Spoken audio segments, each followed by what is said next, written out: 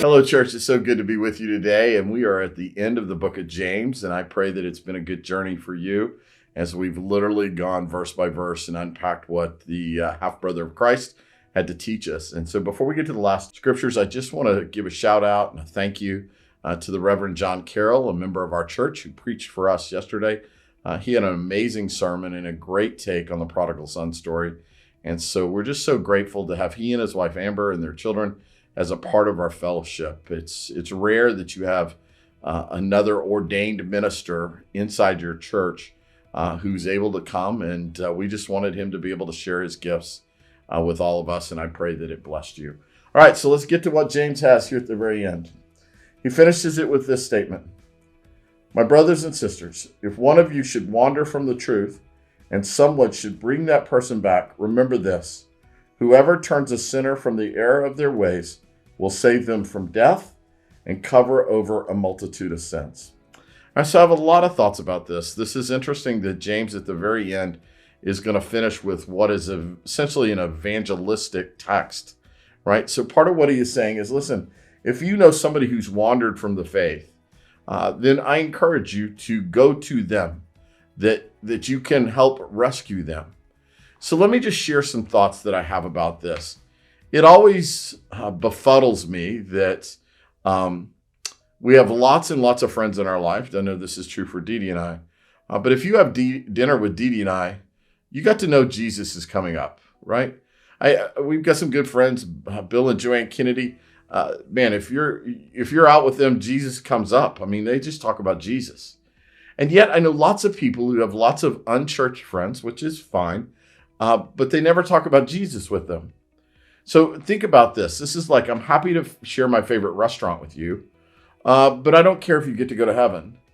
I'm happy to share my favorite movie with you, but I don't care that you spend an eternity apart from a holy God. I mean, it's an odd kind of thing that we do when we feel like we don't want to intrude upon somebody's spiritual life, and yet the call and mandate of Jesus was to go forth and make disciples of what? All nations, right? So this is essentially what James is getting at the end here, is that we should be actively pursuing other people in the name of Christ. So here's another example I want to use. So how would you feel if I'm driving home one night and I drive by your house and it's on fire? Would you want me to call you? Or would you want me just to let you get home and be surprised that your house is on the ground? I think you'd want me to call you. Essentially, James is saying is when you recognize somebody has wandered away, then it's our responsibility to try and bring them back. So let me just share with you something that happened after COVID. We had a phenomenon, it was worldwide. It was mass exodus from churches worldwide, but especially here in North America. And Georgianna was no exception. We had a number of people who were faithful in the fellowship at Georgianna right up to COVID. COVID ends and we never see them again. So I just began to make a list of people that I hadn't seen in a while. And I began to send them personal cards and I began to invite them back to church. And a handful of them I knew really well. I called personally and just said, hey, we miss seeing you and we invite you back to church. I took seriously what James said is that those who wander away, you should try to bring back, right? This is the work of the great shepherd. When Jesus says, he leaves the 99 to go after the one. You know, those wanderers, those people that are on the edges of the flock, they matter to him. And I think it's important for us that we see they should matter to us as well. So James here at the very end, he just wants us to know that this entire book that he's written is all about us getting in the game. So we live in a world where people easily talk about a great faith, but don't act like they trust a great faith.